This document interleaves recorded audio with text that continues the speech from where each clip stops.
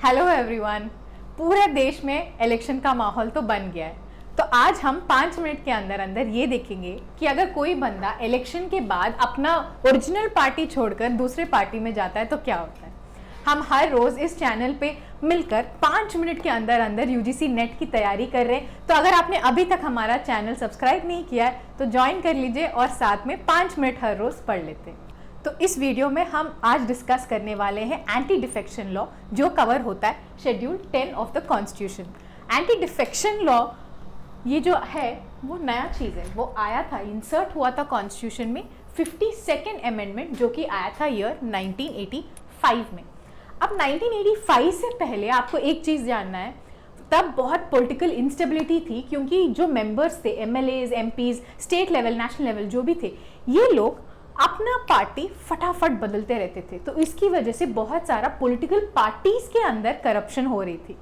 इस चीज़ों को सुधारने के लिए ये वाला एंटी डिफेक्शन लॉ को उन्हें इंट्रोड्यूस करना पड़ा।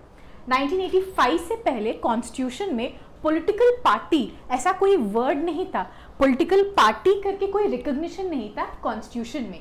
ये लॉ आने के बाद, ये शेड्यूल 10 आने के बाद ही पॉलिटिकल पार्टी को रिकॉग्निशन मिला।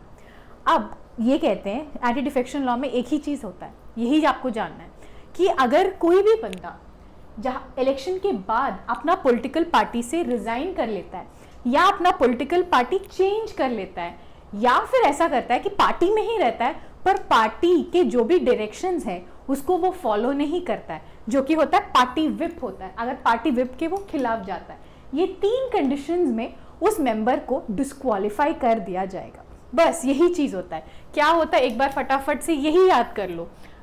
3 चीज़ें होते हैं।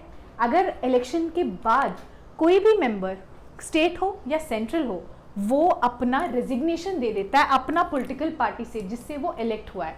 सेकंड क्या था, वो अपना पॉलिटिकल पार्टी चेंज कर लेता है। एंड थर्ड क्या था, जो भी पार्टी के डायरेक्शंस हैं उसके वो खिलाफ जाता है, जो कि बोलते हैं पार्टी विप। इन 3 केसेस में उस मेंबर का डिस्क्वालिफिकेशन हो जाएगा। यही है, आपको जानना है शेड्यूल 10 में।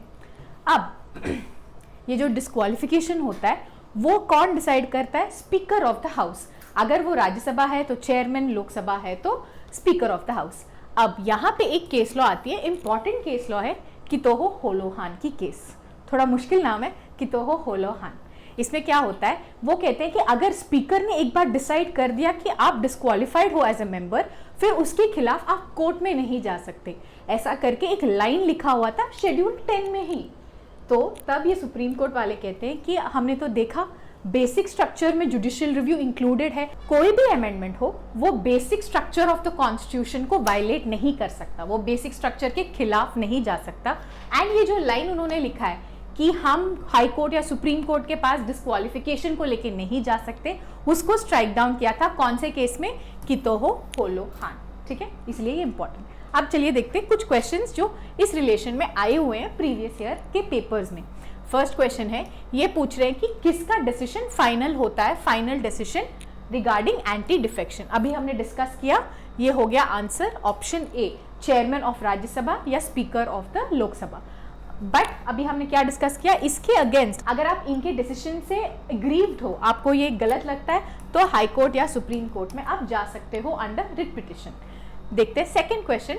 सेकंड क्वेश्चन में ये पूछ रहे हैं कि ऐसा कौन सा अमेंडमेंट था जहां पे ये बोला गया था कि अगर पॉलिटिकल पार्टी की मर्जर होती है तो उसके लिए 2/3 का अप्रूवल चाहिए। मैंने ये वाला क्वेश्चन स्पेसिफिकली इसीलिए लिया ताकि आपको ये भी पता हो कि 10 शेड्यूल के अंदर एक और अमेंडमेंट हुई थी, वो है 91st कॉन्स्टिट्यूशनल अमेंडमेंट 2003 में, जिसमें स्पेसिफिकली बात करते हैं मर्जर ऑफ पॉलिटिकल पार्टीज को लेकर। उसमें कहते हैं कि मर्जर वैलिड होने के लिए 2/3 of the members of the political party का अप्रूवल होना जरूरी है। तो ये हो गए आज के हमारे टॉपिक्स एंड 2 क्वेश्चंस। फिर कल मिलते हैं।